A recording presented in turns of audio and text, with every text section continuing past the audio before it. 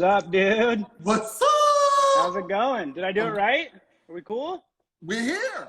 Oh man, I've never done a live thing before, so I didn't know how this thing worked. Welcome, my brother. But there I am. How's it going? Good. How are you? Doing all right. Just hot, dude. It's so hot right now. Let me tell you something, man. You got some color. I do? Yeah. What do you mean? Like, some tan. You're not as white as you usually are. Oh, that's because I got sunburned the other day, man. I went fishing. My kid forgot his hat, so I had to give him my hat the whole day, and I got sunburned. But yeah, it's better you than a kid. Yeah, that's what his mom says. So, dude, I can't. Dude, this is so cool that you're doing this. By the way, I was like, I've been like going back and like watching things because I can't jump on when it's live like I want to, just like kids and family and everything. And it's just like the amount of time that you're putting to this is so great, and it's so cool to be able to see these people that I admire, like not just the stuff they make, but who they are. It's perfect. Exactly, and that's kind of what it's about. Is us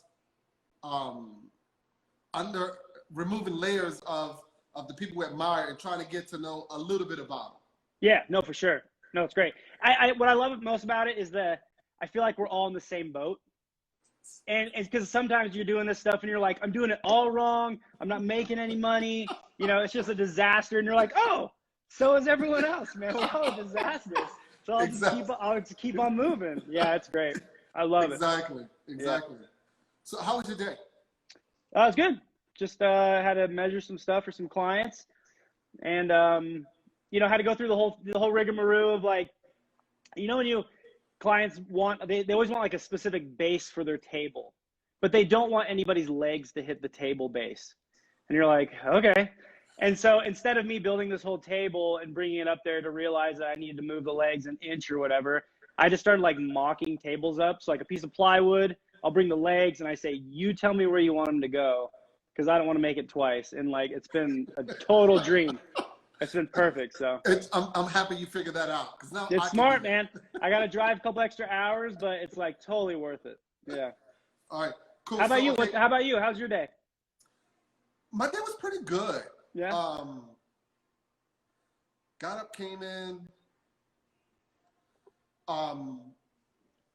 responded to some clients over the weekend.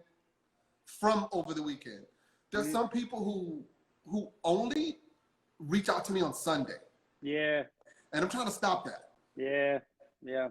And I know sometimes because of religion that they don't work on Saturdays, and that's cool. Mm-hmm. But just like them, I gotta get a day off. Yeah, no kidding. So so then I responded to them, and it wasn't a bad day. Good. It wasn't a bad day. Is it hot? Is it hot in New York? Oh, dude, I bet it's so hot. 94, 95. Yeah, humid. Woo. Yeah, it's hot here, man, but it's pretty dry. Like once you get into some air conditioning, it's fine. But out there, oh. Yeah. I don't know how you do it. It melts you. Yeah. It does. All right, so are you ready? Yeah, let's do it. All right, so we're gonna start with a few questions, and then we get into your journey. All right. All right. When's the last time you cried? Ooh. Probably like 4 years. That's not true. Probably 2 years ago. And like in like a good cry, you know what I mean? Like the ones you kind of need, but I don't know. I feel like I need to. I feel like I need to get more in there. I feel like maybe something's broken in there. I wouldn't be opposed to a good cry. That's for sure. Yeah. All right. No, I take it back. My son was born. My son just turned 1, and I cried when he was born. So a year ago. There you go. All right. Cool. It was a good cry. Cool. Yeah. It's a good cry. Yeah. Good cry. What about a bad cry? Bad cry like 2-3 years ago, probably. Yeah. What was it about? My dad passed away about 4 years ago. Yeah. And Same here. yeah, that was a bad cry. Yeah. Yeah. What is your least favorite thing to do? Least favorite thing to do? Change a poopy diaper. It's strange. It's like it's my least favorite thing, but then, you know, you get the satisfaction of knowing that they're clean. So you're kind of like, yeah, I got it. Yeah. You know, let me tell you, speaking of that, my son is 21. Uh-huh. And my buddy who I had this conversation with, his son is like 22, 23, one is 18. And we talk about at what point do you stop buying underwear for your son? Because at some point, you buy underwear for another grown-ass man. That's true. That's true. I don't know when that time is. Dang it. So as long as you're still paying for his cell phone bill, you probably should still keep buying his underwear. You know? No. I stopped probably around 18, and of course his mom, she don't care. Yeah. But I'm like, he's a grown man. I'm not buying underwear. And my friend said the same thing. It's like, at some point, you got to cut off. Yes, he's your son, but you got to cut off buying underwear for another grown man. That's true. I like that. He could do it himself and get it. He could do it himself. Yeah. That's good. I like that. What is your most favorite thing to do? Probably rock climb. You know, I'm a climber. Yeah. And as I gotten older and got a family, then I really realized that that's my favorite thing to do, like besides family stuff, because just the opportunities, it gets more rare just from work and family. But I love, that makes me happy. But having a family, that doesn't make it. Are you not more careful? No, it's not really a careful thing. Like I don't do like the kind of climbing, not anymore, that like is super dangerous, you know. I just do, it's called bouldering. So it's not that high, but it's like really intense. Like you're trying to do like the hardest thing you can. And honestly, like having a family's made it almost better, because it's taken my goals in climbing, and I can like focus towards them and know that I can't like mess around. Like there's no time anymore. So the time that I do have, I'm trying to take seriously. But that being said, I feel like I'm 15 pounds overweight, so I should probably do something about it. But it's summer. It's a summer weight. Climbing happens in the fall. I can see some of my climber friends just joined, and they're going to make fun of me, so that's all right. Yeah, I'm not a climber, but I'm definitely overweight. I got on a bike yesterday and rode. Yeah. Last weekend I did the protest ride. Uh-huh. And I did it. I had a backpack on. And there was a lot of stop and go. It's tough. And all I could think of was, you know what, I need to get in shape. Yeah, man. You always realize it when you're out of shape, and you're like, dang it. But then when you're in shape, you don't realize that you're in shape, and then it all goes downhill. Yep. What is the one thing your spouse would change about you? Punctuality, for sure. Like I'm never home on time. And I feel like my intentions are good. I'm just really optimistic on my time frames, you know? But they're like, I'm not trying to lie to anyone, but they're so off. They're so off. Yeah. What is it about your personality that makes your business work? I think I'm really genuine. Like I really like people, and I like making friends. And I feel like I don't really associate with anyone that I don't like for any reason. I feel like maybe I did early on business just to get the job, you know? But now I don't know. I just feel like I'm very honest and genuine with people, and I think they can sense that, and I can like almost create a friendship. And I just try to be honest as I can be, and it seems to work out. All right. What is it about your personality that gets in the way of your business? That I'm a friend to everybody. Because like all of a sudden a lot of favors come out, which is like fine. Everyone. Like I always tell everyone, like, look, if I didn't have to make money, I would do all this for free. Like I love doing it. But after a while, you know, there's only so many. My friend told me, he's like, dude, you should do like 3 favors a day. And when they're checked off, they're checked off. You're done, you know? Right. And like have a board, and I'll point to people like, dude, the board's full. Like schedule in. I get to next week. Yeah, because I'm always doing favors. It's a disaster. All right. What makes you tick? What makes me tick? I think new ideas. They really like it. I feel like that kind of charges my batteries and at least gets my brain going, drives me crazy, like in a good way. And how much energy and time do you put into creating new? Kind of subconsciously a lot. Like I realized I find myself, my wife probably will attest to that, is just I'll like just days off, you know, like washing the dishes and like washing the same dish for an hour, you know. It's like, what are you doing? It's clean, you know. Because I think I do that a lot. I like if I get stuck on an idea, I suck at drawing. Like I'm so bad at drawing. And so whenever I try to draw an idea, it almost ruins the idea and I can't do it anymore. And so I'm always like, I'm thinking of I'm brainstorming through every part of the build or whatever the idea is. I have to like go through all the motions of it so that it's perfect and I can build it without any drawings or anything. And so I'm like just hours of just thinking. Like I won't sleep half the night just because I'm thinking too much. Wow. Which is a problem, but I don't know. Yeah, it is. I don't know. I just don't know how else to do it. Really, it right. works. So I'll keep doing it. Yeah, exactly. You got to do what works. Yeah. What irks you the most? What irks me the most? The sound of someone cutting aluminum with a chop saw.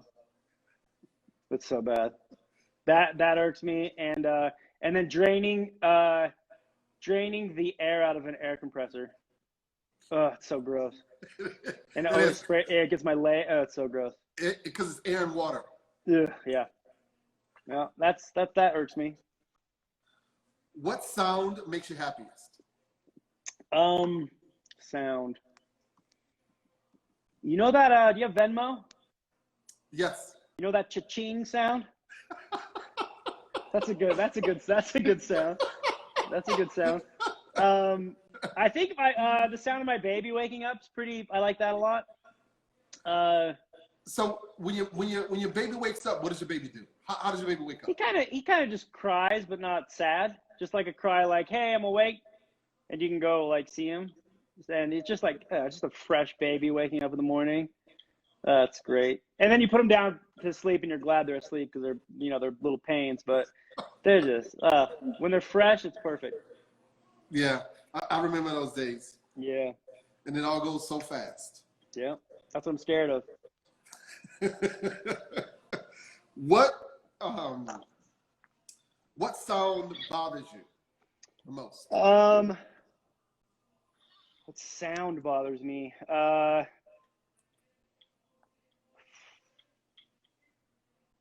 The sound, it's almost like a feeling, like when something's going wrong, like in the shop.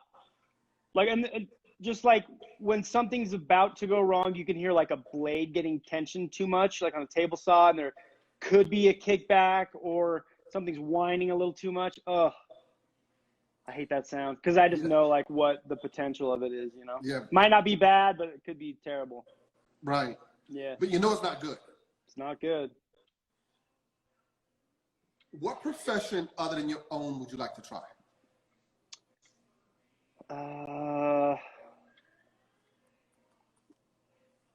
I think I have a lot of friends that are like filmmakers. They do like adventure films, like for National Geographic, like climbing stuff, like, and they're always saying it's like the worst gig, but they're traveling all over the world. They're seeing all these cool stuff, and I get that it's a job and stuff, but like I would love that because you still like you get to do it. It has to be like somewhere in the creative realm, so you can use your creativity for something else. So that would be cool. But then anything in like the in the arts, like I've always wanted to do like just all types of trades. So anything in the trade, like I'd like to do for a little while, even if I think it would suck. I would like to try it for a while, just to get good at it. Yeah.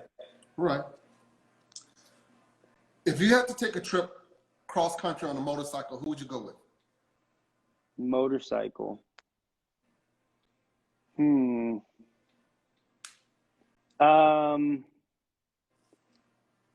Probably my friend Scott Hall. Yeah, Can he ride? Good dude. I don't know. You're right. You know what? I can't even ride either. So, but we go mountain biking a lot together. Okay. And right. I think he'd be good. Yeah. Okay. If you were invited to a card game, and a fight could possibly break out, who would you take with you? Oh, definitely Scott Hall then. Let me tell you why. I'd take my friend Blake because he's like big and strong, but he's beautiful. And you don't want anything to happen to, piece of art, right? But my friend Scott, like he could take a few and he'd be fine. You know? He could take a few punches. Yeah, you wouldn't notice it. You wouldn't notice a difference, Yeah. All right. If you were in a bar and a fight broke out, would your wife be more likely to call the police or grab a gun? I think she'd grab a gun. Right. Yeah. That's what she's like Greek and Italian. She's kind of spicy. I think she'd get a gun, yeah. All right. Handcuffs or scarves? Scarves. All right. Yeah. What would you want on your tombstone? That's a hard one. Maybe this guy died happy and had no money in the bank. Something like that. That means you're rich. No, yeah, exactly. Exactly. It's funny. Someone just said Kat would get a gun. Oh yeah, if they know her, yeah, she'd probably get a gun for sure. All right, now before we get into the journey, someone asked a question. It's a question for you both. What was your first concert you attended? First concert? Ooh, this might be embarrassing. I don't know if I want to talk about it. No. I think it was I think it was a Shania Twain concert with a girlfriend from high school. I think it was. Oh, dang it, I shouldn't have said that. Well, Shania's not bad to look at. She got good hits too. Yeah. For me, it was it was BDP, Boogie Down Productions. Mm-hmm. And I remember I went with my cousins and we walked out and we were young. I was like 14, 15. And some older guys looked at us, sized us up, and tried to rob us. That's a good concert. Did you run? I assume you ran. No, we didn't have anything. Oh, yeah. But my cousin that had to go next because he ran. Yeah, got to run. He knew what was up and he ran. Yeah. He knew we were, it was 4 or 5 of them that were big. We couldn't do anything. Some people are smart. They can just sense that too, They're like, we got to go. And some people are clueless, yeah. Exactly. But no, I need to go to more concerts. I like music, but I just saying no time. I should have done it all when I was younger. Yeah, I love music as well, but it's time. Mm-hmm.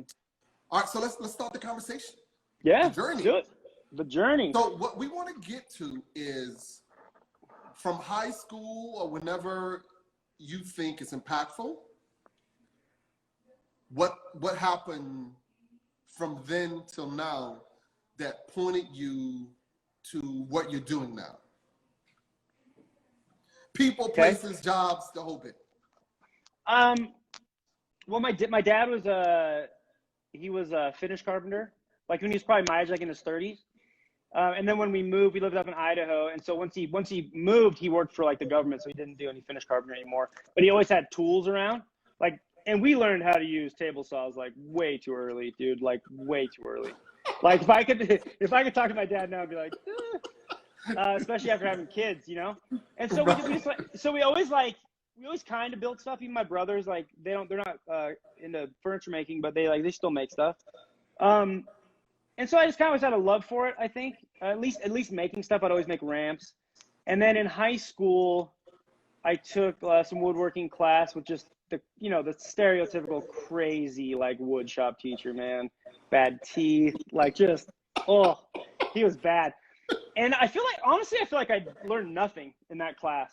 I just I almost don't even remember it. But coming out of high school, I would always have, or even during high school, I just had these like ideas, and I would like make things for like girlfriends. I made the sickest jewelry box, man. Like with rudimentary tools. Like I came up with ideas of how to do things. My dad was like, "What is wrong with you?"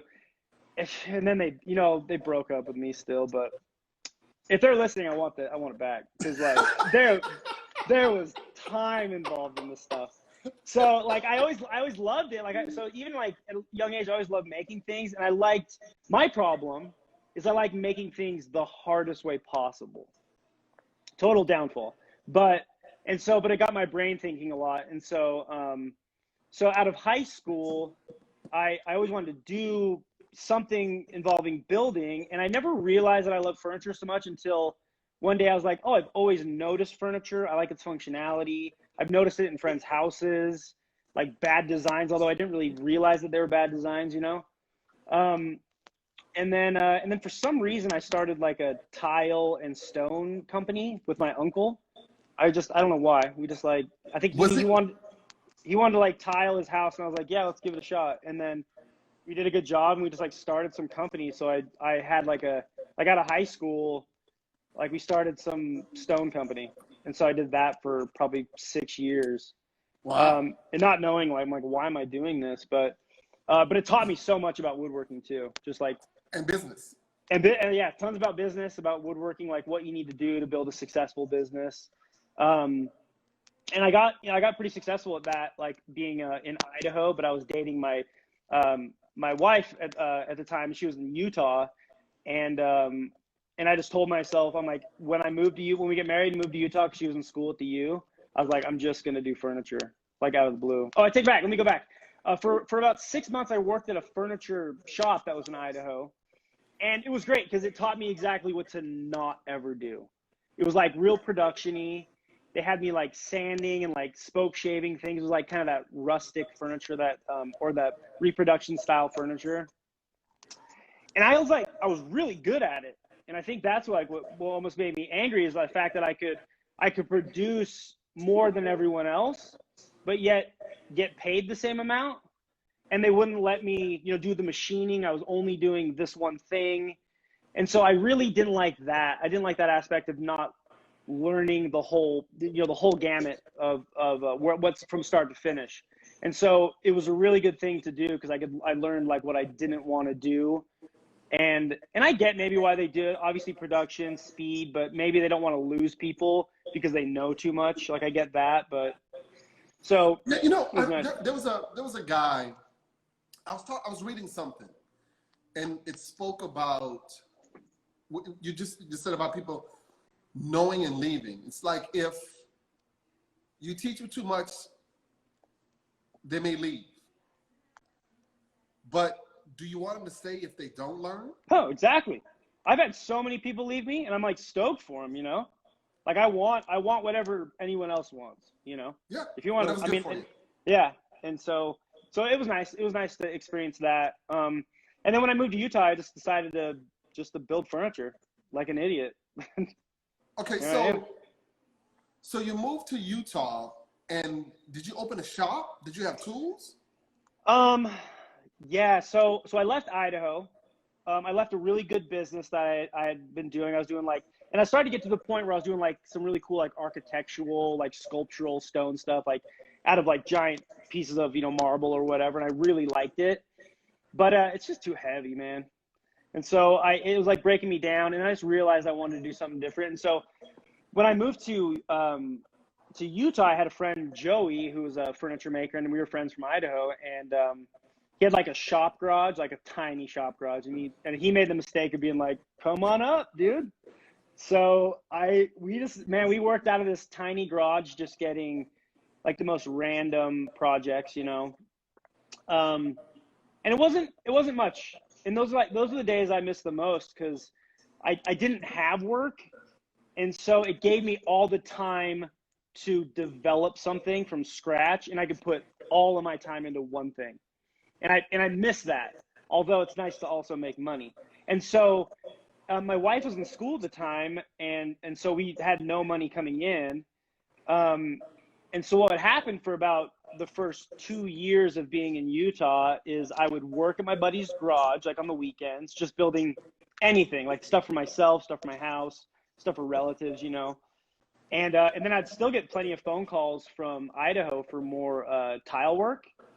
And I was like, yeah, I don't want to get a real job. And so during the week, a lot of times I would just drive back to Idaho, and just go back and forth, like work there, make money, come back, work on the craft that I want. How far is that drive? It's like 3.5 hours.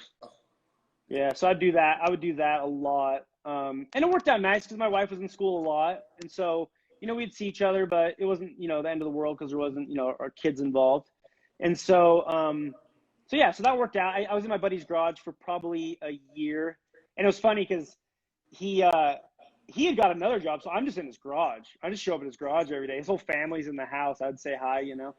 And he came to me, he's like, hey, dude, just FYI, like, I found a place, wink, wink, that you should check out. So he found a place for me. And then I moved, like, more, like, into the city to, like, a pretty cool shop that had a couple guys in it. So it was kind of like a communal shop. Yeah. It was great. And how did that work out? It was awesome. Same deal, though. Like, I was paying rent without making much money. And then still going to Idaho to pay the bills. So for like the first year of being in that shop, I was in it, I don't know, 10 days, but I didn't want to lose that space. So I kept paying for it, you know? Gotta hold on to it. Yeah, you got to hold on to it. So in the meantime, I was, you know, whatever money I made, I was trying to build up my tools, get some projects, just dream up ideas, reading, like, you know, I love figuring things out, like, more than anything. And so I loved coming up with ideas and then trying to see if it would work and coming up with weird, crazy things and going from there. Because I never went to school for, like, furniture making. And so the only thing I knew was sanding and spoke shaving furniture from a place, which taught me really nothing. And then just the reading that I did and getting books and being inspired by other furniture makers at the time, yeah. Now, from your work, I would assume that you were trained. Nope, just trial and error, lots of it. and that in and of itself is pretty amazing. So you're in Utah, you're in this shop that's shared. After, how long were you there? I was in that shop for, I think 4 years, maybe 5, because I've been in business for 12. I've been in Salt Lake for 12 years. So I think I was there for like 4 or 5 years. And then right next door to our shop, like just literally right across the street, there was this cool coffee company that moved into town. They were making these coffee machines. And I became really good, just like these awesome, crazy, eccentric guys, like, you know, the coffee guy, like, that are into it, right? And so they were making these really cool machines and they needed some wood parts for it. So I started making these, like, parts for them. And we became good friends. They were big skateboarders. I built them a skate ramp in the basement of their place right next door. And then after about 4 years, they got new ownership and they moved to Brooklyn. And I went out to Brooklyn to build them out a shop. And then, you know, a couple years later, they end up going under. But in the meantime, they're like, hey, we signed our lease for an extra 5 years at this new building if you want to take it.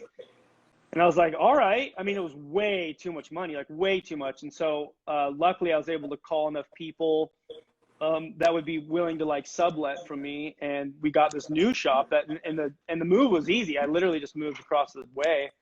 I had to buy, like, all the big machinery. So we were just buying stuff off of, you know, ads, like, left and right with no money. And it's amazing. Like, moving shops, dude, what a nightmare. Because it's not just moving. All of a sudden you're like, oh, I got to pay, you know, 10 grand for electrical and I only need a couple outlets and I got to do this and that. So it's scary. Like, I'm hopefully we get to stay in here a little while longer, but I'm not sure. But yeah, so now we have this, like, awesome shop. It's big. I rent it out, but then I sublet to, like, all of these apprentices that I've had over the years that basically learned too much and then wanted to leave, right? And I'm like, well, if you're gonna leave, I got a corner you can rent from me, you know, which has been really nice because I like having people around, so it's good. Yeah, when I had a fire, we were in a greenhouse for 6 weeks, and I found the place that I'm in. And it was like, okay, move in. And I got some stuff out of my old building, and it's like literally move in. So over the weekend, I'm trying to get stuff hooked up. There was 60 amps to 3-phase. They checked the original box coming into the shop. It couldn't handle any amperage. So they went outside. They said, well, from the pole to the building is fine. From that wire inside the building is not good. So I'm asking electricians to come and look at it. Oh. Let me tell you, man, I asked 3 people, right? A Jamaican, an Irishman, and regular white dude. Every single one of them said $14K. Every single one of them. And the last guy I said, do you all work for the same company? Because I asked 3 different people, and I know you don't know each other, and everyone said the same price. And he goes, that's what it is. I said, okay. So I figured it out. I got it inside the building. Then the money came, because as you know, you have to buy all the wire. Oh, yeah. Dude, it's a nightmare. It was like another $30,000. Oh yeah, I mean, I was yelling at people like, "Don't turn that on! I'm using this," and like vice versa, like all day long, man. Like it's gonna blow. Yeah, and that taught me the thing about having a lot of machines in the shop. Yeah, and putting them on plugs as opposed to in the wall. Yeah, no, it's been nice.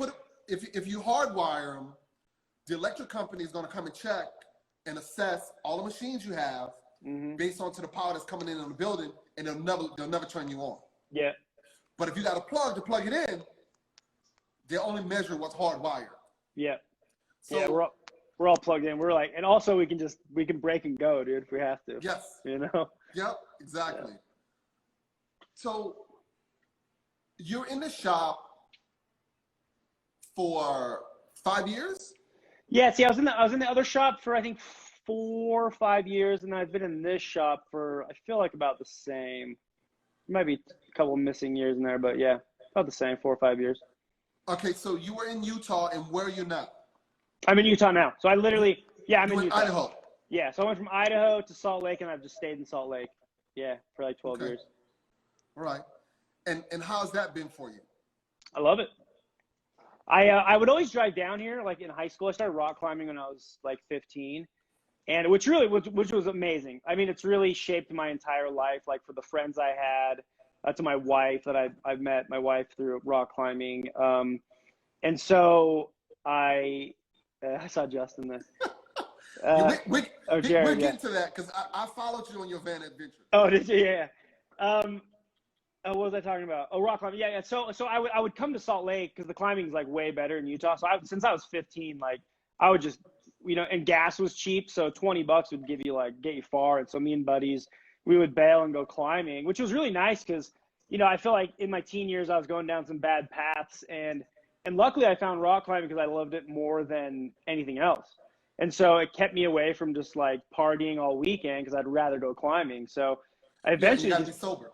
Yeah, and you have to be sober, and I loved it more. So instead of like just hanging out with some random friends from high school, I ended up making all these friends from like the climbing world, and it turned out like we all seemed like the same kind of people. We all had the same passions, and then you find like as you dive into some of these worlds that a lot of the people are just really similar, and so it's easy to like find good friends and the people that you end up like spending the rest of your time with. So I would always come down to Utah, like always, and then finally I'm like, why did it take me so long to move down here? But since I've been here, I love it. It's really nice. Easy to get to the mountains. The airport's really close. And my mom's only like 3 hours away, so it's not that big of a deal. All right, cool. So you're in the shop now 5 years, 4 years? Your current shop? Yeah, about that, yeah. All right, and how old are your kids?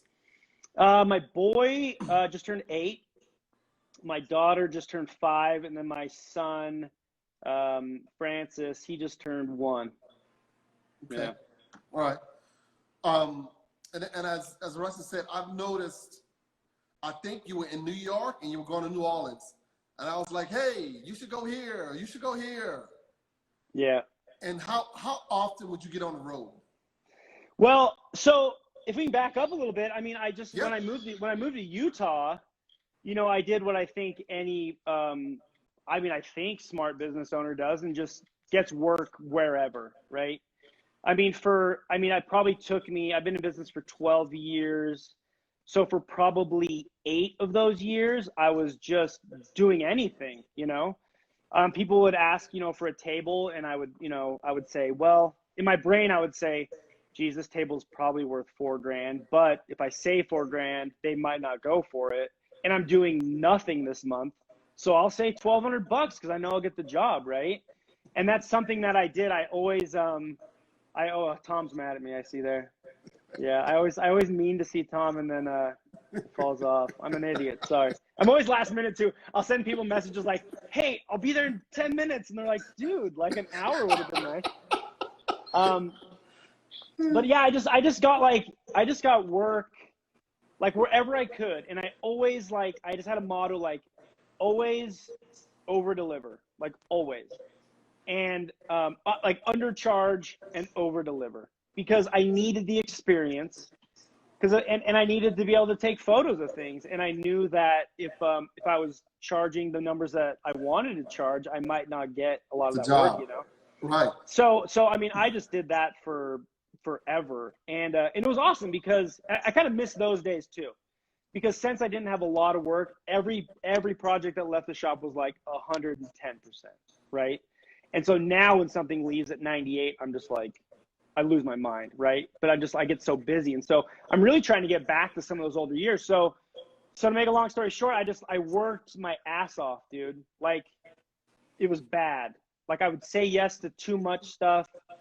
I think if I have any superpower, it's the fact that I don't have to sleep. And that's probably gonna, kill me a lot earlier. But I would work 20 hours a day for like 2 months straight, just like constantly working. And so that was really hard because I was conflicted because I had my son. My wife really wanted to stay home with our first son. She's a physical therapist, but she hasn't worked since for the last 8 years, so since my son was born. And so I felt this pressure, right, to be able to take care of my family. And so, you just do whatever you have to do. And so I was just always working. Life was crazy. And then for years, and it paid off. Since I undercharged and over delivered, those clients came back. I knew if I could get something in their house that they would want it something else later. And so I have a lot of returning customers, which is awesome. Okay. That's the kind of work I want. All right, so let me ask you, right? When you undercharge someone and you bang out a great job, they come back to you because they want that same deal. No, maybe, yeah. No, I don't know if they want the deal. I think they could get it from me. I was just like, look, because I was just honest with people. I'm like, look, I just wanted to get something in your house. And that's a $5,000 table that I charge you $12 for. Now, don't get me wrong. I want to make you something else. And I want to give you a deal because I keep wanting to get customers. And I keep wanting to make friendships with like all my, clients. And so I'm always like giving, crazy deals. But it makes me happy. And that's been a downfall, honestly, because that just means I have to work more to make more money. Yeah. But as the years have gone past, well, let me tell you, this is really what changes. So I'm working way too much. I'm starting to feel the stress and anxiety of like running a business and trying to provide for your family. I had a daughter at that point too, so now I have 2 kids. And then my dad passed away like out of the blue, right? So just had a major stroke and he died. So, and it happened like when I was in the middle of like some of my biggest projects, like some of the biggest paying jobs I've ever had. And I remember like, going through all this stuff and feeling really, I don't know, just kind of just blank, just blah, didn't know how to feel. Like, I'm sad my dad died. I'm dealing with all of that. I'm also dealing with emails that are still coming in. I need to take some time off to process all this. And I'm also stressed about, money and all, everything. And so after, probably about 2 months after my dad passed away, I like wrapped up all these jobs. And then I just like had this epiphany that like life is just fleeting, right? I could die tomorrow, right? I could die in an hour. Literally. Like, I don't know. Yeah, literally. Right. because it happened to my dad. He was fine at the time. He had like this interesting like blood disease, but it was fully manageable, and he died from something else. And so it instantly changed the way that I looked at life. And I was still getting like just emails and people calling me and designers and all this work. And I kind of just snapped, dude. I just had like a early midlife crisis, which was awesome. It was like the best thing ever. And it just changed my perspective on everything. And one day I just like came home. I mean, this is probably, my dad died 4 years ago. 4 years ago? Yeah. I came home and probably like super stressed out because I'm just going through so much at the time. And I looked at my wife and I'm like, do you want to move into a van? And she's like, are you crazy? And I'm like, yeah, that sounded pretty crazy. And I just kind of like left it at that. And then and after like a couple weeks, she's like, I've been thinking about it. And like, if you feel like it would be cool, like maybe we should do it. And that's like all I needed, man. I like found a van the next day. I flew to Chicago. I bought this van. And it was kind of like the beginning, like when, because all the climbers, like climber culture is like living in vans. So it's been going on forever. And since like nowadays they have like Sprinter vans that you can like stand in, they're more comfortable. I have like friends living in like their Geo Metros, dude, and like in Yosemite. And so I never wanted to do it because I'm not good at being like a dirtbag, and like stinking all day long. And so it was awesome, man. I bought this van. We were renting this awesome house in Salt Lake that like not even for that much too. Like we had a great deal. But we had to like let it go because I knew that if we had a place to go back to, we would go back there. And I was like, we're just doing this. And so, yeah, we just like built this van out and just had no place to live. And it was a complete disaster. Like at the beginning, I had to like, we were out of our house in July. So like June 15th came around, my wife's like, how's that van coming? And I'm like, ugh, like barely started, And so I ended up having this job where I had to deliver a bunch of stuff to New York. And my wife's from Pennsylvania. She's from Bethlehem, Pennsylvania. So I was like, hey, why don't you take the kids, you fly out there, I'll finish the van, I'll put this job in here, and then I'll drive to New York. And so, yeah, so we were like homeless. Like I was just living in this empty van at the shop. She was at her parents' house. And I finally like eked together this van, man. And like, I'm like proud of it / not proud of it. There's parts of it that aren't finished, but I made it in a way that all the beds like fold up. So there's room that I could fit furniture in it. So I loaded up some furniture and I drove to New York. And that was kind of the start of like a trip for me. Because I would charge the client like delivery, either I ship it and they have to pay a bunch of money, or I could drive it, which I prefer anyways, because there's too many nightmare stories about companies, right? It's a disaster.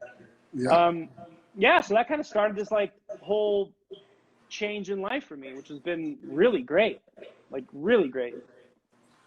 So how long have you been in the van? So we're out of it now, but we were in the van for like a year and a half, about that. And I was, honestly, I was really concerned about it at first, business-wise, because I'm like, I'm not going to be around. Like, if I'm not around, then I'm not going to have, any business. And so I was really concerned about that. And then what happened was really strange because while I was on the road, I would get emails and I would just explain myself. I'd say, look, I'm living on the road for the next 3 months. I'll be back at this time. If you're willing to wait, I'd love to do the project for you. And I found that people were just really, they're really interested in it. First of all, they're like, that's awesome. Like I've always wanted to try to do that. And so they were really supportive with the whole thing. And then it kind of weeded out the projects that I probably would have said yes to if I was home. You didn't want. Yeah, I didn't want.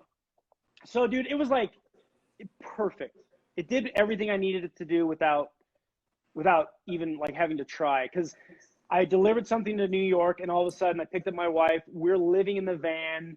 We like lived in Manhattan for like a week just on the streets, parked next to this like fishy dumpster. Oh, yeah, nasty. Yeah, I have a van. I've had a van. Oh, I've seen your van. But I've had a van. I've had vans for 20 years. And I've always figured out, until I got into the furniture, I'd always have them sleep ready, camp ready. And there are some times where the weather was nice and I sleep on Fifth Avenue. Oh, yeah. Oh, I will always have a van now. Always. Because in Manhattan, if you know where to park, you can stay in places off the radar and no one will ever know you're there. Yep. That's what we found when we were there. It was great. And so we, our first trip, like we went to Maine. We went like all the way to Maine. I drove right past like the Lee Nielsen stop, right? I wanted to stop to get some. And then for some reason, I drove past to go visit a friend. I never made it. Like all of a sudden we were like back in New York. And I'm like, oh, I totally spaced going to Lee Nielsen. Because I had saved all this cash to buy stuff. But and so in the meantime, while we're on the road, I'd be getting all these emails, and I'm like, oh, well, this is cool, because I was still renting the place in Salt Lake. I saw the business, and I was like, when I go home now, my schedule's full. Like I don't have to find any work. And then I would do that work, and then all of a sudden there'd be a delivery in Chicago. So I'm like, let's go. And so we go to Chicago, and we ended up going, from the Florida Keys all the way to Maine. I had a delivery in Anchorage, Alaska. So we drove a table up to Alaska, down to LA. I visited Jared Rustin, like in the van. So it was awesome, man. It was so great. But you also was in New Orleans. Yeah, went to New Orleans. I've been all over. You're from New Orleans, right? Yep. Yeah, I love New Orleans. I was like, what are you doing there? I was just sweating, dude. Yeah, just eating and sweating, man. It was great. Yeah. But it's been the best time of my life. Like, it really was like the best. It was like all I needed. Maybe I was just running away from all my problems, Yeah, I visited Philip Morley. I see his message. I visited him down in Texas. Now Tom Semigoods is going to be extra mad at me. I was talking to all the people I visited. Right. You go all across the world to see all of these people, and he's down the street. I know. Maybe I'm saving the best for last, dude. Chill out, Tom. I was just catching up on Tom's thing last night, and I was just laughing the whole time. That dude, he's the best. He and his wife was funny. Yeah. I need to answer the questions at the same time. Oh, I missed that bit. I'm on the last one. I didn't realize he was gonna go like 3.5 hours. He's the best. So you turn. When did you learn to turn in your career? When did that happen? Oh, turning on a lathe? Yes. Is that what you're saying? Oh, I don't know. I just bought a lathe and started turning, man. I turned like, so this is like, I'm a disaster. And if anyone, that knows me, I'm just a disaster, dude. It's not that I love learning, but I love figuring things out. Like, I don't have an ego where I'm not teachable. I'm very teachable. But before I get taught, I just want to figure it out, right? There was something about that. So as I was getting into furniture making, I would try to think through this problem, and then I would like create a joint and be like, haha, I've done it. Like I created a new joint, right? Just to realize that joint's been used for 500 years. But I didn't know that, because I'm just self-taught. So I almost came with a solution that I didn't know existed, right? And there's something about like brainstorming through all that stuff that's really, I don't know, I love it. I just love brainstorming and figuring out problems. Now that's been a detriment because I could have learned a lot of these things faster by like asking for help or something. And I'm getting better at that as I get older because I realize like time is valuable. But as far as turning, like I just bought a lathe. I found one cheap. I bought it and I turned like these crazy detailed legs out of poplar with a scraper, not like a gouge. And it was a disaster, dude. And so half of those legs are Bondo and the other half is wood. And I painted it, but it was for my own house and it turned out so cool. And then I just slowly started going into it. Like right here, he just mentioned Big Ash Bowles, that guy that's mentioning. He's like this awesome wood turner. And he's always like, dude, you got to come to the shop and like learn how to turn properly. Because if anyone saw me turning, any wood turner, they would just laugh at me. But in the end, I can kind of achieve what I want, and I'm happy. You get it done. So I get it done, and there's something I really like about it. There's something I like about figuring it out, even if it's the wrong way, and I got plenty of years to learn how to do it properly. But I love turning. I love it. And I feel like if I could make a living at just turning, I'd probably do it, because at least for me, I turn like dry stuff. I don't have enough time to go get wet stuff, turn it, wait 2 years, turn it again. You know, I love the process of it. And if I had time, I would do it. But I just turn dry lumber that I already have. And so it's cool to have, in the morning, you have a piece of wood, in the evening, a project's done. Like, I love that, because half the projects take me, you know, I build a rocking chair and it takes me like a month to make it. And, you know, by week 2, I'm bored of it. And so it's nice to be able to bang something out every once in a while. Yeah, it's good for instant gratification. Oh, it's so nice. And I need it, man. I need it bad. I'm a disaster, bud. Who inspires you in woodworking? Who inspires me in woodworking? Yep. Obviously Sam Aloof. Obviously, like I literally just ran across his book at like a friend's house that I don't even remember if he necessarily woodworked, but he had his book, and I was just blown away, right? Because the style that he did, I loved instantly without even knowing. I'm not trained, right? So I don't even know the proper names of all the styles, at least at the beginning. And I've slowly like started learning things. And so I was like, whatever that style is, I like it, you know? So Sam Aloof, I love that he, you know, hand shaped stuff, but more than anything, after reading his book, he seemed like a good dude.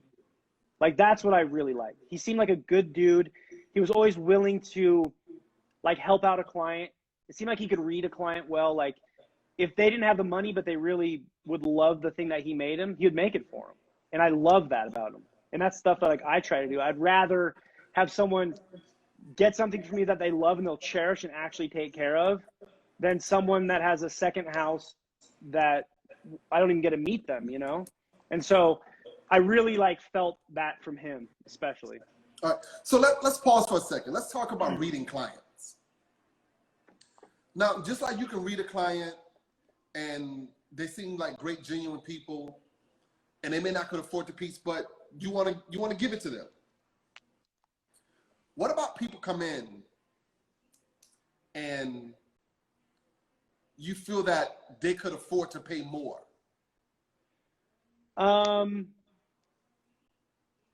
Well, yeah, if I feel like if they can afford to pay more, I don't know. I mean, I feel like you can read people. And also I've realized that these days, in the beginning, like, right, I was scared to say this table's $5,000 because I was scared I was just going to 100% lose the job. And as I've grown, I realized, like, no, there's some negotiating there, right? They could be like, oh, that seems like a lot. I'd be like, okay, well, what's your budget? Like, what are you willing to pay? It doesn't mean you're going to get the same table that you're dreamed of, but I will make you the best table at your budget, right?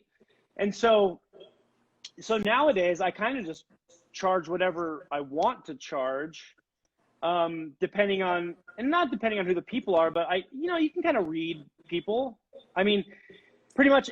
Also, I usually know where these people live before I make stuff for them, because I'm trying to design for the style of house that they're in, right? Right. And so, you can kind of figure it out. But people that do come to me that seem genuine and I know their budget's not big, I'll make them stuff. I shouldn't have said that because now I'm gonna get emails. But I think both the answer to both questions is kind of incriminating. Yeah. Whether you can read someone and charge them more, whether you look at someone and read that they don't have money and charge them less. Yeah. Neither one of those things is a good answer. Probably something we shouldn't be talking about on here. Yeah. But it happens. I mean, there's some people whom I can see that they can afford to pay the real price. Yeah. Well, some people want to pay a lot of money for things. They want to pay a lot of money for something. And then there's people that want to pay a lot of money just to support you as a business owner or a creative. And so, I mean, and that's the worst part for me, is always charging people, then collecting the money. I'm just like a disaster at, even though I know that they know what they're going to pay, and then I have to ask for it, like scared, but yeah, so that's always been hard. Yeah. Tom said they only do that in New York. Yeah. Now, okay, so you talked about people supporting you, right? Me, and with all of the stuff that's going on with the racial challenges in the current climate we're in, I'm going back thinking about this, right? And I'm thinking, a lot of people have supported me probably because I'm Black. Because clearly my logo says Black Lumberjack. It sure does, yeah. And I proudly say that. Uh-huh.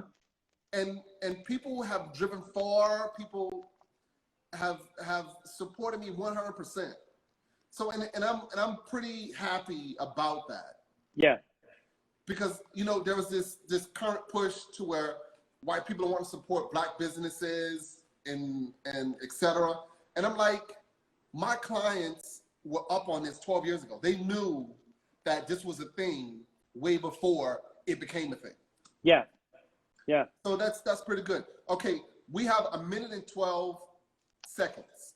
Okay. So we're gonna hop off. Okay. And get back on. All right. Right now? All right. Yeah, we can do it now. Yeah. So we're gonna get off. I'm gonna make sure that this is on the page. Okay. And then we're gonna hop on. So give us 2 minutes, and we're gonna get back on. And can we get a shop tour? Yeah, I'll do my best. I just got new Wi-Fi, and I don't know. I might lose you by the time I make it to the shop in the back, but we'll give it a shot. All right. So so let's hop off and hop back on. All right, sounds good. I'll wait for you. All right, brother. Bye. What's up, Jared Rustin? I'm out for Mike. What's up? Yo. What's up? Made it back. It's an absolute pleasure to have you back. Okay, yeah. So let's try to get into a little substance. Okay. What was the defining point for your business, whether it was a moment where things were slow or whether it was a high moment? A defining moment? Yep, a defining moment. I think when things were really busy was more of a defining moment. I almost liked it when it was a lot slower, because I feel like it's different, but I feel like you just got to grind a lot harder.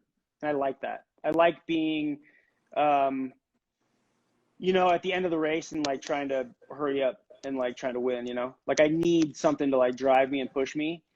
And that still happens when, things are busy. It's just different. It's not as like satisfying because now you're just trying to juggle a lot more. And so as the busier I got was more of a defining moment, realizing that I didn't want that. Like busy and really making more money isn't making more money. It's not. Not at all. So that's been a huge like education for me. And probably things that my dad would have told me if he was here. And it's interesting because like when my dad passed away, I was 33 maybe, feeling more like a punk, like in my 20s, realizing that or thinking that I didn't need him. And now, like after having like a family and really kind of getting to the meat of like my business, like now I got questions, and I feel like he could have been like, don't do that. Like he would have warned me, because he did the same thing. He tried to run a business in Houston, like doing, not furniture, but I mean, he built some furniture, but like carpentry work, and went through, some economic downfalls in Houston. And just, I feel like he would have had some good insight. So now I'm just trying to learn from other people running businesses. And this has been really helpful, just like all the conversations that you're doing, because it seems like it's answering a lot of those questions. Yeah. What was your relationship like with your dad? It was shaky at first. I mean, my parents got divorced when I was like 14, which is a terrible time for like a kid to like have, it gives you a great opportunity to do whatever the hell you want, right? And to throw a finger at him, but it got really good. And so I have no regrets. Like we had a really good relationship when he passed away. And that's like the one thing. Sorry, am I yelling, by the way? I feel like I'm talking really loud. Okay, we're good.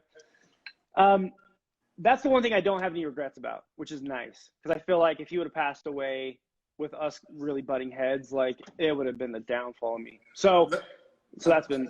I laugh because when you asked, am I yelling? I said no.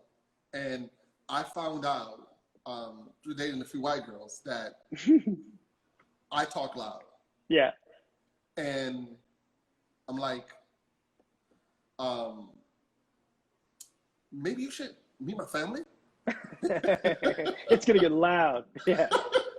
Yeah.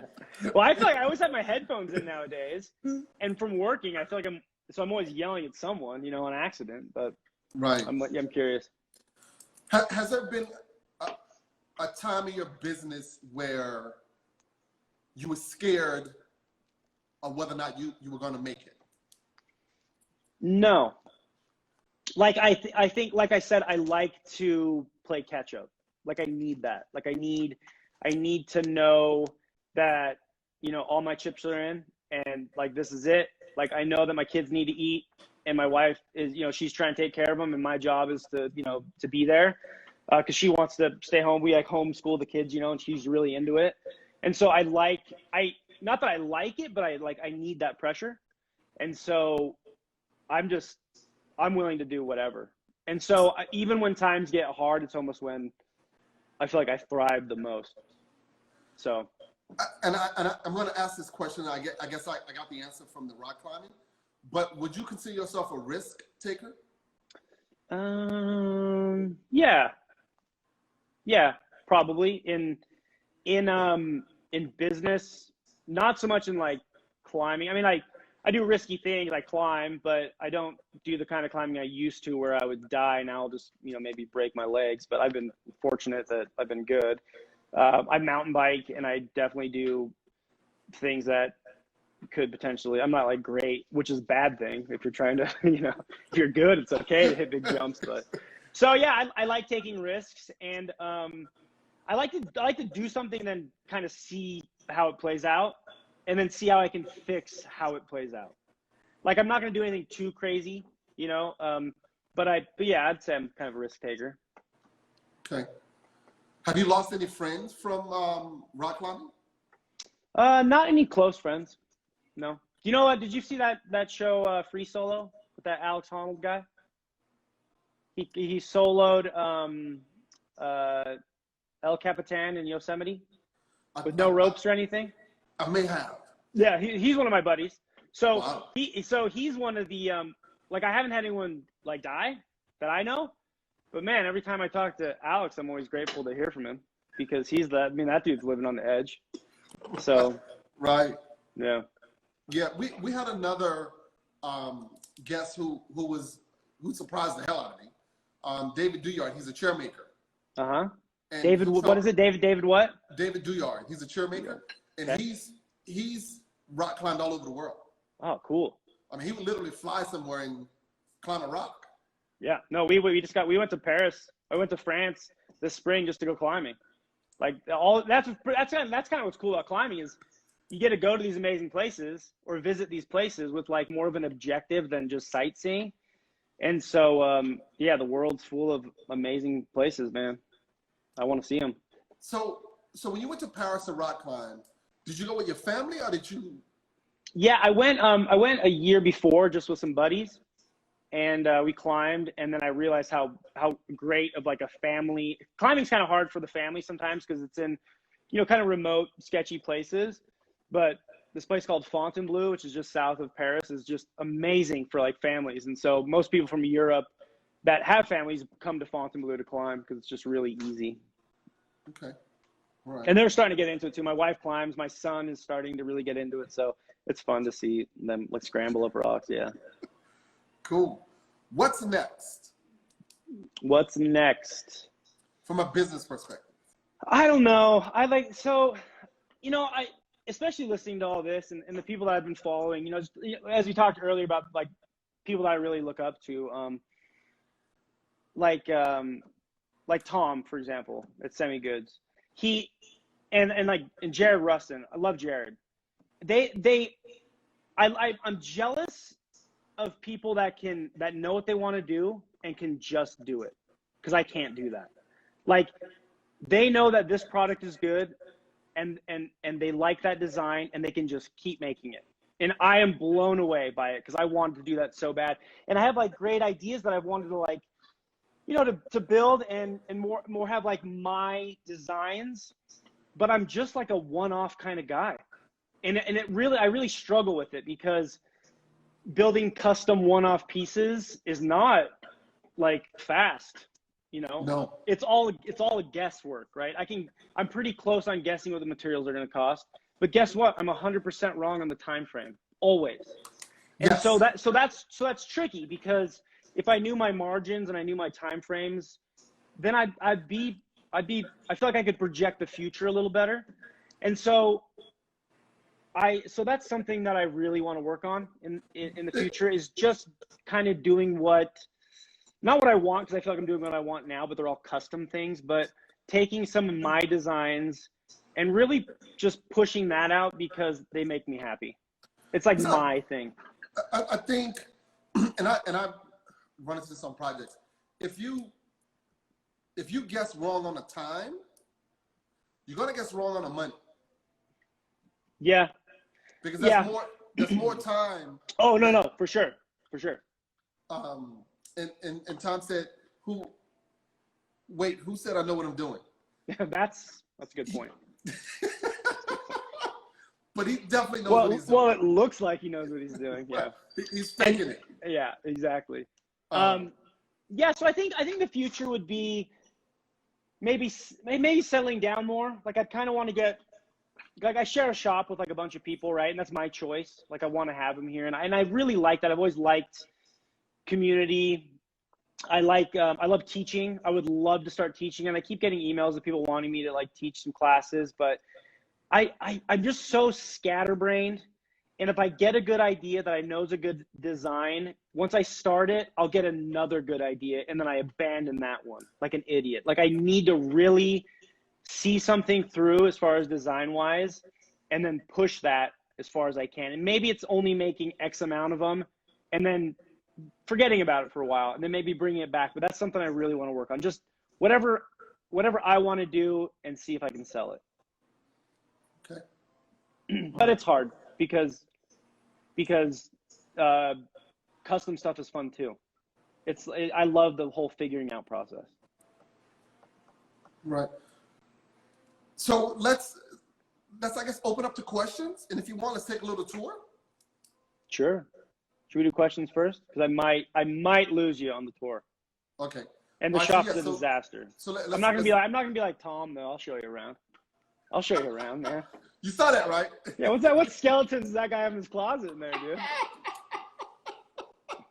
Just a bunch of old Harleys just lying there. Yeah. He was like, no, and his wife was just like, no. Yeah, there he is. So, okay, but besides the rock climbing and the woodwork, are there any other hobbies? No, I like fly fishing. I love just being in the mountains. I like biking in the summers. I really love being outdoors. I love, like, now that we're in a house, like my wife got pregnant when we were in the van, which was tricky. But but she's like what else can happen? You're on top of each other. Yeah, it's true. It has to happen. So, but she's like, I don't want to have a baby in a van. And I'm like, oh, okay. I don't blame her. So we got a house in Salt Lake. So now we have a house and we have the van, But I love being in the van. I love it so much. And so we're still going on like trips here and there.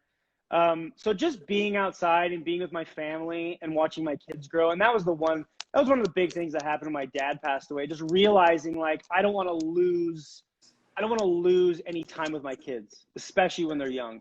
So I want to do all I can to just spend time with them. And so if that means like living in a van, great. If that means me working nights so that I can see them, at night, put them to bed, then I'll do whatever it takes now. So that's changed my perspective a lot. Okay, let me ask you. I've been in the vans a lot. Sometimes my comfort in the van would scare me. Because you liked it? Yes. Your screen just froze. Why did it scare you being in the van? You got me? Am I still frozen? No, you're not frozen. Okay, good. So yeah, it would scare me because I liked it. That doesn't scare me at all. Like, no, honestly, like it's interesting because I keep thinking about the future too. is business going to get harder as you get older? Like, what's going to change, you know? And I realized I don't want to worry about that stuff, because like I said, I don't know if I could die tomorrow, and I don't know if it's a bad thing or a good thing, but I'm really happy where I am. And in my happiest days were living in a van. And I know it sounds crazy. So if it all goes to crap and I have to live in a van again, I'm not that worried about it. See, mine is similar, but that scares me. I know there's something scary about it. And it's probably because of America and society. Yeah. But I was really scared, because I'm like, this is so nice, you know, and I felt free. Yeah, freedom for sure. You feel very free. So Jared Rustin, relationship to metals, is there more metal work to come? For me? Yeah. Me and metal? I don't know. Have I done much metal? I do like some metal bases. I can't think of any cool metal stuff. What are you talking about? What's he asking me? What? Oh, you can hear me. What are you talking about? I'm not sure on the metal. That dude's amazing at metal. Just out of the blue. Jared is amazing. I just want you to know. Period. And I know Tom was talking crap about the sanding, right? And I get it. But when you see Jared sanding, dude, there's something magical happening there. Like, for real. Yeah, he's good.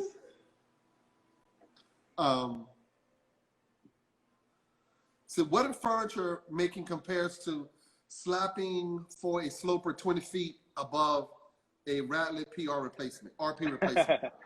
What's making? So I guess Keith is a climber as well. Yeah.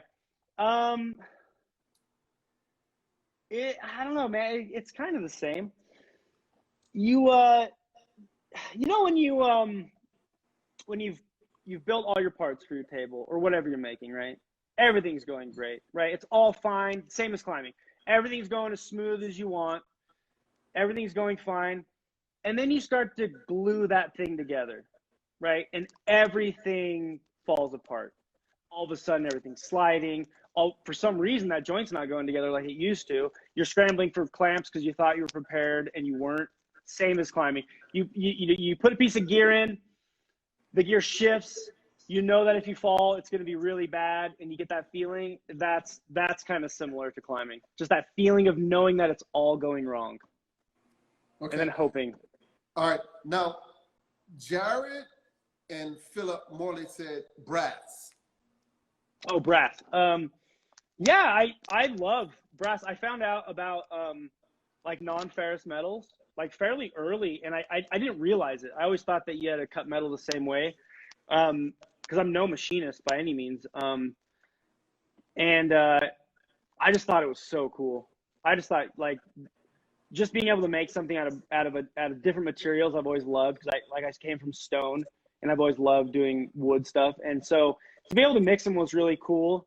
And then to see like what people had done, you know, what people have been doing with it, like in the last, you know, just 10 years, especially on Instagram, people are really thinking outside the box. And it's really cool. I have some really cool ideas that I want to push more, not necessarily inlaying anything, but to be able to make things out of metals and selling those. I want to push more like stone stuff. I want to kind of get back into some stone ideas that I have. And so, yeah, so as far as metals go, that's what they're talking about. And I love it. I love learning about new materials, like just realizing that something else exists. Like a couple of years ago, I found out about metal spinning, like how they make bowls, you know, metal bowls. Blew my mind. So I bought something for my lathe and I did the worst job, but I was like so excited about it. So I love figuring out new things. All right. Now, I've joked with you about this several times, right? What's up with the loafers? Someone said, where do you get those fine shoes from? What's up with the low? What do you mean, dude? I hate wearing socks. I hate it. My feet sweat. What people don't know is this is a metal, like it's got a metal ingrained into it, so it's a steel toe. Just kidding, it's not. It's like no. If something falls on this shoe, it's over. I don't know. People what I'm talking about. People always made fun of me for wearing loafers, and then so I just started like embracing it, and I love it. I mean, I've literally been wearing the same shoe for 15 years. And so I buy like 5 of them at a time. And one year I couldn't find them and I was devastated. Like I was going to have to start my own shoe company. And one day I need to just drop like a cool $5,000 and get it over with. So I have them for the rest of my life. But yeah, I love them. They're my favorite shoe. And I was just telling someone recently, I met a dude that followed me on Instagram in Oregon and he recognized me by my shoes.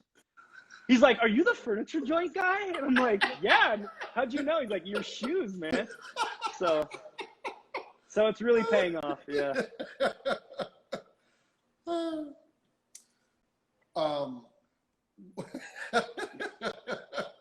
Now, Parkinson Rob, he wants to know about your hair care products.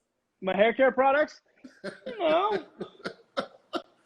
You know what's funny is I'm growing this out for my friend who's starting to go bald, so I thought I would make fun of him. I thought I'd make him something nice when I'm all done with it. I don't know. I use a lot of conditioner. That's become a problem. Getting expensive. My wife she had to cut a couple inches off. She hates it so much, but it took a long time to get this far, so I got to ride it out for a while. All right. What gives you the most joy about what you do? Freedom. I mean, so at first I always thought that I was free, right? I didn't have a boss. And then I realized that every client is a boss, right? So they want certain things.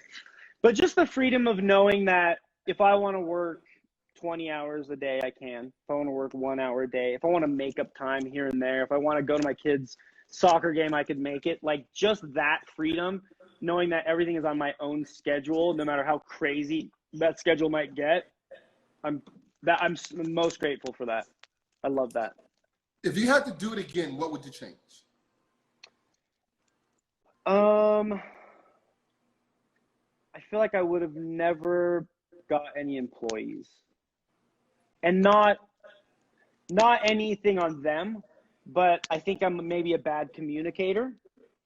And I think I have too much stuff like in my mind that I can't get down on paper. So it's really hard to describe what I need someone to do. And so I found myself redoing a lot of things, probably mostly because of my being able to educate my employees. And that's kind of the problem too, is doing all custom things is they're all different. If I was able to stick with one of my freaking designs and see it through, then I could train someone to help out with those products and they could make it. And that's something I'd really like to do. But so either not having employees and feeling like like my overhead just got way too high. I didn't like the feeling of that because I also had to remake a lot of things. But maybe just structuring things better. So maybe if I could go back, I would know what I'm doing wrong and educate people better, I think. Yeah. Yeah, that's my problem. Probably similar is being able to relate to others and put what's in my mind out verbally so people can follow it. Yeah, it's hard. It's really hard for me to do. Yeah, I spoke with Caleb Woodard. Yeah. And he said that he trains people. Yes, and I listened to that one. It was awesome. I really enjoyed it because I feel like I got a lot out of it. Yeah, you train them. I would definitely rather have someone that was hungry and not experienced.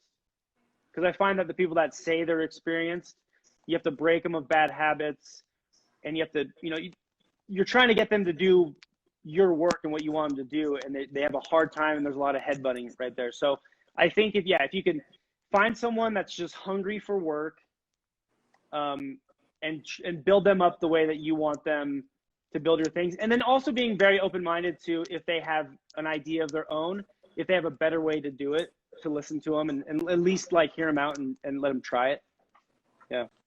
Goodwood Custom Furniture asks, are you hiring? No. Not hiring.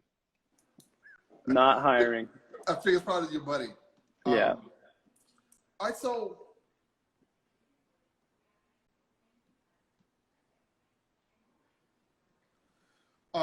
Ryan Pierce, Woodworker, do you feel like the higher end market or something closer to production is more resilient to fluctuations in the market? Higher end stuff? Yes. Yeah, I think it is. I think it's more resilient because wealthy people seem to stay wealthy, you know? And I mean, I noticed that when I was doing stonework, like, because I worked my way, maybe I just got lucky, but I got into a really high end market because I kind of excelled at doing the stone stuff. And you know, the economy hit and took a crap, and I felt like nothing changed for me because I was realizing that I was only doing stuff for these wealthy people. Not that that's my favorite thing to do, because I'm not all about money. Like I said, I want to do what I want to do. I want to make cool things. But yeah, it seems to be way more resilient. Yeah.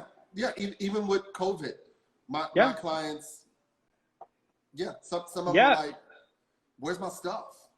Yeah, no, I came back. We had to come back like a month early from France, and so I was home, and I didn't plan on working, and all of a sudden I'm like, I need to find some jobs, and someone emailed me and they wanted something expensive, and I was like, you know, there's things going on in the world, right? They didn't seem to care, so right. Yeah.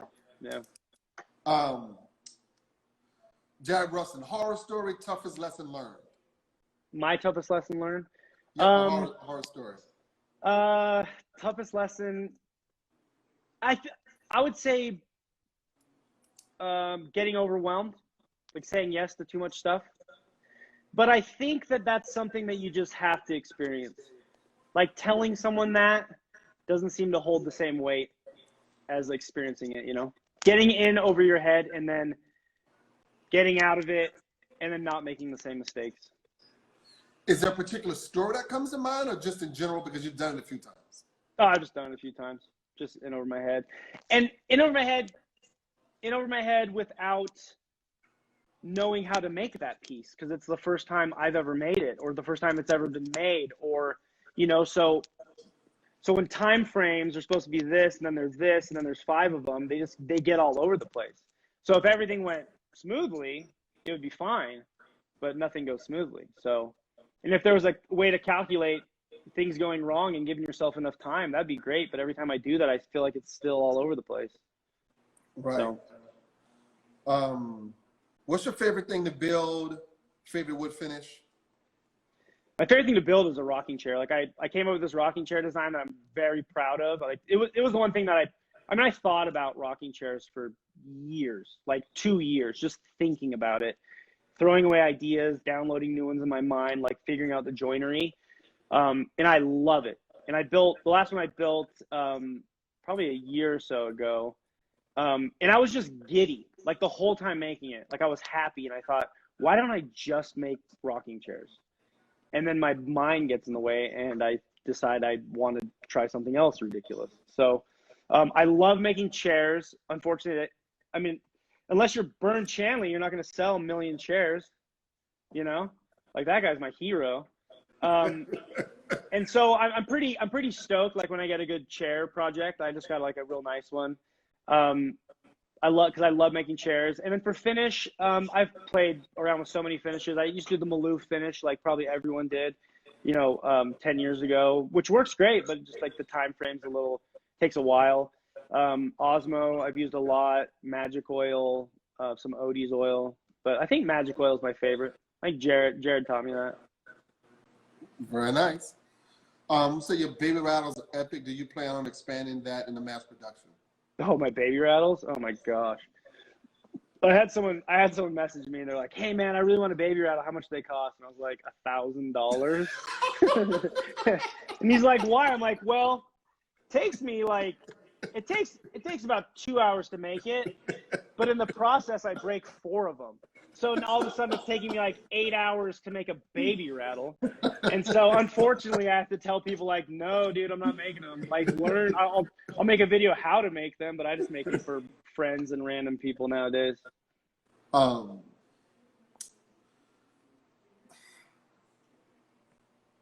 So how have you used the Instagram platform to get actual business or clients? It's been kind of hard. I mean, I'm so grateful for Instagram, first of all, because I've just been what's amazing to me is that, you know, there's so many amazing craftspeople and just people in general, but like craftspeople on Instagram that you would have never heard of, right? Unless they were like luckily landed in Dwell magazine, right? And it's almost interesting to me that there's not, maybe because of Instagram, that there's not like a magazine that dedicates a spot for like showcasing someone on Instagram, because they're amazing woodworkers. And so I've been really grateful for Instagram because I've met a lot of friends from it and been inspired. But I feel like it's kind of paying off. I mean, I don't have that many followers, but I feel like I feel like it's kind of paying off. But in reality, I don't get much business from it. I get some exposure, which is nice. I'm able to at least show people things that I've made, and I really don't post that much. I should probably do a lot better. And half the things I don't even post because I just forget to take photos of it, you know. But it's a really nice platform. It's just simple. Without it, I would never get photos on anything.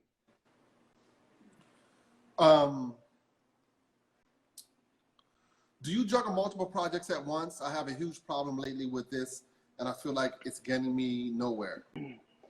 Yeah, I juggle projects, but I've tried to limit that amount. I try to do like 2 things, and while one thing's, you know, resting or I just got finished on it, then I can work on something else. But in a perfect world, I really just juggle it because luckily I have enough work. But I would almost prefer to just do thing at a time. Never happens that way. Yeah, it never does. And I'm grateful. Like, I mean, I'm going to take whatever comes my way. So working with clients, any lesson you learned early the hard way that you now make a rule to follow? I think be really honest. I've been really working on that lately. And like I said, I'd never try to lie to anybody, but my time frame in my mind is off. And I think it's off because I still feel like I'm the person that had no work and I was just doing one thing, which I can build really fast. I love working. I get really into it. I'll work a lot of hours and get it done. And in reality, now that business is better and it's bigger and I have more jobs, like I only get X amount of hours to actually work because now I'm emailing, I'm meeting clients, I'm measuring things. And so understanding that that things take longer than you think is smart, and then letting clients know that up front is really it's a really helpful thing to do, like starting like even early, giving good time frames, sticking to it. Okay.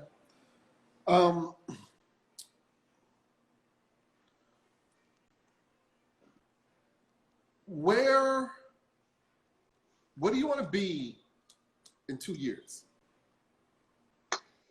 What do I want to be? Where? Oh, where? In business. Oh, in business? Well, I mean, both. Like, I want to live in the woods in a small little house that I build with a garage that I can build just rocking chairs in. Like, I really want that. But also, I would like to really establish more of the designs that I want to make that could be more production, and then like train people like Caleb does, like train people to make these things. Because like I said, I love people. I love meeting people. I love teaching. I want to be able to train people in what I'm doing if they're passionate about it and give them an opportunity to fly. Like I would love to do that. So that's one thing I'd really want to focus on. Like having a place where people can make things and I can check in and train them, and then also an escape where I can just cut dovetails by hand, which I never get to do anymore. Okay, cool. Let's try for the tour. All right. If I lose you, what happens? Let's get back on. All right. I'll have to run back to the office. Okay, so it's a disaster. I mentioned that already. So here we go. Let's see what we can do. Let me flip this thing around. I might be stuck in the office. All right, so we got an office here, just a disaster. I got some friends that do artwork in here, so they, you know, use the space. We built a gym in here during COVID. So we got a gym like set up in like the front area. It's great. In the basement, there's a skate ramp, which is pretty dope, but save that for later. But yeah, here's the shop, man. It's pretty big. It's about 3,500 square feet. Yeah, it's big. We have like a cool metal area over on this side. Wow, that's a lot of metal machines. Yeah, it's been great. Do you have a shopmate that does metal, or you just? No, I mean I kind of started it, and then one of my apprentices really got into metal, and so he's like, I'm gonna build this bench. Do you mind? I'm like, no, dude, build it. I'll use it. And so we have a metal area. There's a guy out there. And then so people kind of rent space from me, and it's really nice because we get to share work. If we find a project that someone likes. I don't know if you know who Chris Gochner is. He's like, this is the most amazing. He writes for Fine Woodworking. I bought this joiner from him. It's nice. Oh, you should have posted that today. So dope. Oh, I should have. I'm bad at Instagram, you know that. So it's like 1940s nice. All over. Oh, it's so awesome. Yeah, and I have this area kind of over here, which is a disaster, waiting for some new projects. Got a vacuum press under the bench. It's just crazy. This is a really cool idea I had for a long time that my friend Elle is helping me with. Let's see if we can find Elle. There's Elle over there. What's up, Elle? So she's finishing this cool dresser. Wow. That one of my clients has been waiting way too long for. It's pretty dope though. The handles are on the side. So just boop. Oh, I love this thing. Yeah. What kind of wood is that? So the case is it's quarter sawn walnut that we ebonize, and then this is English walnut veneers, which I'm really stoked on. Yeah, man, disaster. I have you'll like this. I don't know if Phil Morley's still on. He'll appreciate this because I bought this stroke sander back here, and everyone made fun of me. It is so awesome and so dirty, and everyone made fun of me. And then I went to visit Phil, and he had a stroke sander, and he's like, "Oh, I don't know how anyone doesn't have one." And I came back with the fury, be like, "Dude, if Phil Morley has one." Yeah, it was great. But yeah, no, I mean, I was literally in the shop right over here, and we just moved to here. There's the house right here. I need to sell it if anybody wants to buy a van. But yeah, man, it's been great. We got this cab company next door, and the mechanic Steve has saved me $100,000 in the last 10 years. Just knowing him, it's always good to have a nice mechanic. So always, yeah. So this is the shop. So how many people do you share the shop with? There's 8 of us, and then I got a friend kind of living here. He's down on his luck, We all got one. Yeah.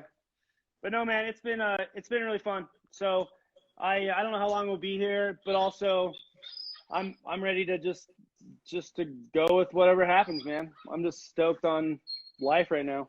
Just want to build stuff, and I don't know. Just keep doing it. I love it. Is there anything you haven't built that you want to build? Oh yeah. Yeah, lots of stuff. I've been meaning to build a drift boat for 7 years.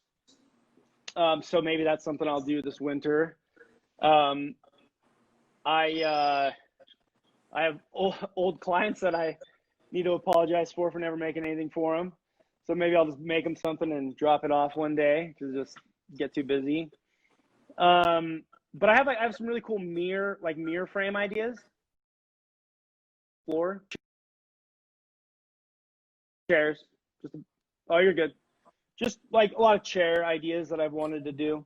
So I don't know. I really need to just have an idea, write something down, and actually do it before something else gets onto it. Yeah. Okay. Who would you want to interview, have a conversation with? Man, I would say Burn, but I saw him the other day on yours, and it was great. I almost visited him this winter. We were wanting to go to New Zealand. I had a friend there, and I saved all this money. I was going to go to New Zealand, and then like 2 weeks before we left, they had like a really bad measles epidemic, and so we couldn't make it because our baby was like 4 months old and he couldn't get vaccinated. And I was going to fly over and build a chair with Bern, and I was so stoked. So instead, we're like, well, we'll go to France in the fall. Nothing bad will happen, and then COVID hit. So, but yeah, Bern, I love chair making. I built a Windsor chair the complete wrong way, like one of the first things I ever did. And it was, it looked good once I painted it, but I love Windsor chairs. Oh, I love them. And I really want to learn that. That's one thing that I would gladly, take a class from somebody. And Bern's been like, he's amazing. He's always so kind and nice, and he keeps telling me to come out. So maybe I'll do that. But interview probably Bern or, Sam Maloof if he was still around. Just want to pick some brains. Yeah. All right. When's the last time you talked to your mom? Sunday. Yeah. How's she doing? She's great. Yeah, she's good. She's great. She always wants, furniture, like, and I really need to like make her some stuff. I made these really cool mirrors for like my brothers for Christmas, and she's like, "Where's mine?" And I was like, "They take a long time, Mama. We'll get you back." But in reality, I need to step up, right? Because we don't know when our parents are gonna go, right? Right. That's kind of the undertone of this this conversation is that you don't know. Ah, damn it! I'm gonna have to make a mirror tonight now. Might as well get started. But yeah, no, it's been really nice. Just realizing that people could go and having like good experiences with the people that you love and making good memories and checking in. So I feel like I've been doing a lot better at just checking in, seeing how people are doing and experiencing life before it's all gone, Yeah. Nothing's promised. Yeah, exactly. What about you? Is there anybody that you want to interview that you can't get?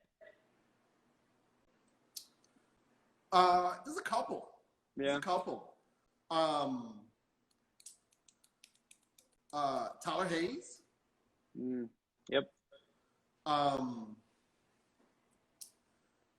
There's a Japanese turner that I like to talk to, but I don't know Japanese. So yeah, that'd be hard. Yeah. There's a lady, Leo in the Woods, who's a turner who speaks Japanese. Oh, perfect. That'd be awesome. So she's gonna come on. And oh, really? Yeah. Oh, man, I follow a lot of Japanese woodworkers. Dude, I need to go to Japan. I'm just so blown away by the techniques. It's so great. Someone put Rihanna. That wouldn't be a bad. That'd be bad, yeah. Yeah, call her up. Yeah. Good luck. Right, get on next week. We can talk. Yeah, I'll watch that one. And I think I'd probably like to sit down and talk to Barack Obama. But I want to talk to him with Michelle. Yeah. Because I think that she's probably the more intelligent of the two. Seems that way. And I think he's super smart. Oh, yeah. I think when I worked at Four Seasons, I waited on Andre Agassi and Steffi Graf.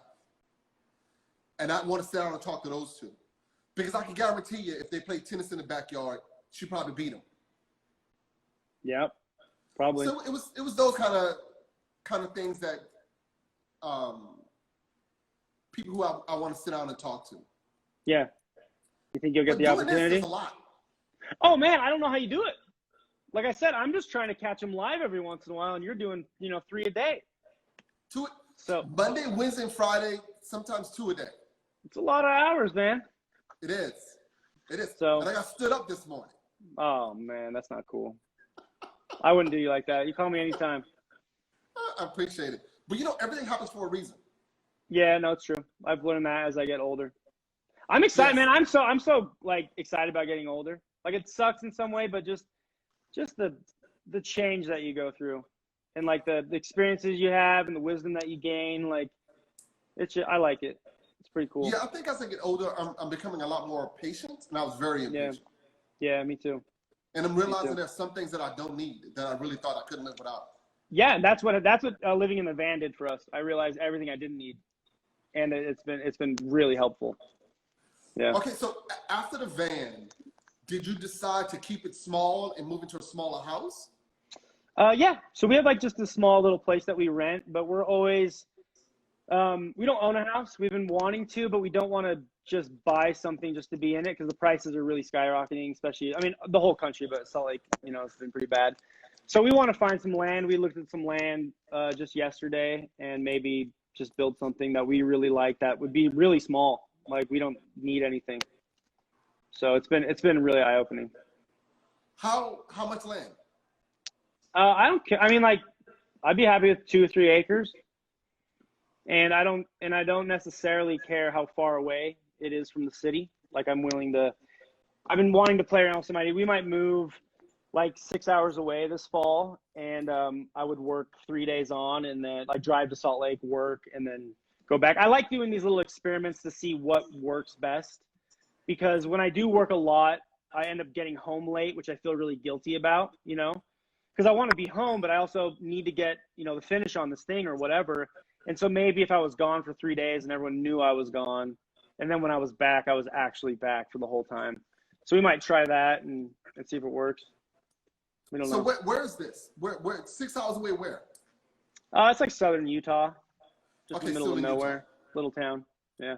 I was thinking of moving to Hawaii maybe this winter and then doing the same thing, maybe flying back for like 10 days and working. I don't know, just something stupid. If it doesn't work, then we have the van. We'll move back in the van. Right. The van always be there. Yeah. It's kind of dope. Yeah. So brother, I think we've covered. Did we do it? I feel like it's probably a bunch of stuff in there that we didn't talk about, but I never know. Let's get it out. On. Well, no, I don't even know. I'm just saying. We probably have 13 minutes, 12 minutes. 13 minutes. So let's push it to the 12. All right. So what do you do for marketing? Nothing. I just I really How love. do people find you? I don't know. I really love like word of mouth stuff. So from the get-go, like I said, when I would build things, I'd really over deliver on those pieces, and I think word got out, and I was able to get friends of friends, and then clients of clients, and people would call back, and then eventually I got a website that I haven't updated for 6 years, and people find me there. So I think that's probably, surprisingly, the website I think gets a lot of traffic, but I don't look into any of the logistics. I'm terrible at business, but yeah, people just, I don't know, they seem to email me. So, and then when they don't, then I'll look at what else to do. Is there any job in particular that you remember that you charged way too little for and took more time than you thought? Yes. Let me think. I know there's something in there. Oh, I mean, just one of my rocking chairs. I made the first one for my wife when my boy, before he was born, because she had to have a rocking chair, and it's still in our house now, and it's beautiful. She's, fed all of our kids in that chair. It's amazing. And then I built another one for a guy that I got good money for. It was hard to build. I had to drive to California to get some Claro because I wanted to make it just perfect. And then I had another guy that, like that chair, I charged like $8,000 for that chair. And which is fine. If I could figure out how to make $8,000 for a rocking chair and sell a lot of them, awesome. But for the amount of time it takes to build a rocking chair, it's still not fantastic money. But I like making them. And so some guy is like, hey, do you think you can make me a rocking chair for like $2,000? And I was like, I guess, like an idiot. And it was nice, man. Some guy that worked in, I think for Apple or Google or something. And I built him this chair. It was so awesome for like $2,000. I drove it out there even. And then I just looked at how much money I lost, and I was like, all right, Can't do that again. Deals can only go so far. But, you know, in the end of the day, like, you know, his $2,000 paid for something. It paid for time, and it was pretty early on, so it paid for an opportunity to at least build a chair. And I honestly don't regret it, but yeah, that was probably a job that I didn't do great on. Are there any jobs that you do regret? No. Are there any things in business that you regret? No. I also find a lot of things as like learning opportunities. So even if I maybe regretted it at the time, like I see the good in it, and there's nothing like that really sticks out, but just, you know, right. Small things. You take the lesson from it. Yeah, I like to take lessons and you know, at least strive to not do something like that again. But no, there's nothing I really regret. It's been good. All right. Is there a particular philosophy that you try to work or live by, or you just take it as it comes? Sorry, I lost you just for a second. A philosophy that I like live by? Is there a particular philosophy that you live or work by, or do you just take it all as it comes? Yeah, I feel like I'm too scatterbrained to like stick to anything. So I kind of do take it as it comes. But, you know, that being said, just do my best. Like I really just want to do my best and make really cool things. And when I don't do my best, it really irks me. Because you know, maybe a time frame is getting too close, or I wasn't able to go all out like I used to be able to do because of time. So yeah, I guess that'd probably be a lesson. You know, just managing time is so hard when you're running a business. And I keep thinking that I need to bring someone else on to do some of the other things. And I've kind of tried that, and I don't know. I just don't know if it works for me, and maybe it's me more than anybody else. I should look into it more. No, what maybe answering emails or something. So you answering all the emails, you're doing all of that, you doing all the invoicing. Yeah. Well, I found that like I hired people and I had them like, you know, do things for me, like go to the lumberyard and pick up the lumber I needed. But by the time the lumber got back, I was like, why did you pick these boards? You know, like we're paying top price. Why'd you pick these ones? And so I just found that like doing it yourself, you know, you're the only one to blame, which feels fine. I hate blaming other people. But, you know, if you want to, I don't know if you want to run a successful business, if you want to have a lot of people, but I don't know. It's just, it seems all crazy. So what about, do you find it hard to keep up with your taxes and all of that other stuff that the government wants you to be on top of? No, I got a good accountant. You know, I sit down and, you know, I just have to dedicate like a full day here and there. Like, you know, as the year goes on, be like, this is my day. I gotta go in. I gotta like look at all my stuff. I gotta spend the time and organize everything, get it to the accountant. And so if I feel like if I was doing it every day, I would do a really bad job at it. It's probably the smarter way to go about it because I wouldn't have to spend, you know, 12 hours, you know, one day every, you know, X amount of months. But I find that it works a little better that way. And then just using like some accounting software to keep track of invoices and stuff. Okay. Do you have a lawyer? No. Okay. Should I get one? I mean, probably not bad to have one. Yeah. I got one. And it's not like he's coming in here. Yeah. It's just someone that you can call on. Exactly. Yeah. Exactly. Because you never know. Yeah, no, you never know. But I mean, I've really had great experiences with all my clients. I've had a couple like hiccups, but it's always worked itself out. I don't sign any contracts with anybody. It's just like all handshake deals, and I've like never been burnt ever. So wow. I just feel very lucky. Do you ask? What do you ask? Do you ask for a deposit? So I used to ask for a deposit. Now I don't. I usually do work for people that I trust. Like I can just kind of, you know, tell. And the problem with the deposit is sometimes you get a deposit and you spend that money, you get all your lumber, you get all this stuff. And then when you finally get paid, it doesn't seem like you make any money. So if I have any money, I'm like, you know what? I'm going to go out on a limb because now the payday seems bigger and I could buy tickets to France, you know, but hopefully if you don't get burnt, but like I said, I've just had really good luck with like clients. I've really enjoyed like everybody I've worked with, and I've really had no problems. It's been nice. How about you? Have you been burned a lot on those things, on projects? Yeah. Yeah. I mean, I see it happening. I see it happening a lot. And what I find, I think the time that I really got burnt the most, the time that sticks out was for this guy we were doing a gym for. And we sent him the contract. And he read market, sent it back. And he goes, what if I don't like it? So I sat on it for a week. Because I didn't get a good vibe. Yeah. One thing happened to another, and then he comes back in, hey.